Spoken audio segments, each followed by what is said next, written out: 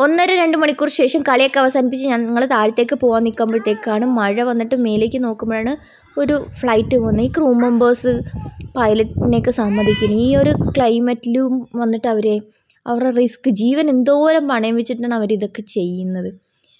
പിന്നെ തിരിച്ചു വന്നു കഴിഞ്ഞപ്പോഴത്തേ അത്രയും തണുപ്പത്ത് കളിച്ചതല്ലേ, തിരിച്ചു വന്നപ്പോൾ കുഞ്ഞിക്ക് ചൂടോടെ എന്തെങ്കിലും കൊടുക്കാമെന്ന് വെച്ച് നമ്മുടെ റവ കുറച്ച് നെയ്യും ഏലക്കയൊക്കെ ഇട്ട് റവ കാച്ചിട്ടുണ്ടായിരുന്നു. അവൾക്ക് വന്നിട്ട് അത്യാവശ്യം നല്ല രീതിയിൽ ഇഷ്ടമാണ്. ഫ്ലോറും ഒക്കെ നല്ല തണുപ്പായതുകൊണ്ട് ഒരു ബെഡൊക്കെ വിരിച്ചിട്ടിട്ട് ഞാൻ അവളെ ഇരുത്തി അടങ്ങിയിരുന്ന് വന്നിട്ട് എൻ്റെ മകള് കഴിക്കുന്നുണ്ടായിരുന്നു.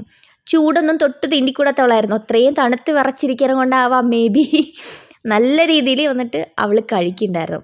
അവൾ കഴിച്ച് കഴിഞ്ഞപ്പോഴത്തേക്കും എനിക്കും കുറച്ച് സമാധാനമായി. കാര്യം എന്ന് വെച്ച് കഴിഞ്ഞാൽ അത്രയും തണുപ്പിൽ കമന്നടിച്ച് ആ വെള്ളത്തിലങ്ങ് കിടക്കുമായിരുന്നു അവൾ ഫുള്ള്. പിന്നെ കൊണ്ടുവന്ന് ചെറിയ ചൂടുവെള്ളത്തിൽ മേലൊക്കെ കഴിച്ചിട്ട് സെറ്റാക്കിയിട്ടാണ് ഇതൊക്കെ കൊടുത്തത്. പിന്നെ അത് കുറച്ച് ലൂസാക്കിയെടുത്ത് ഞാനും കൂടെ കുറച്ച് കുടിച്ചിട്ട് ഞങ്ങൾ പിന്നെ അടുത്ത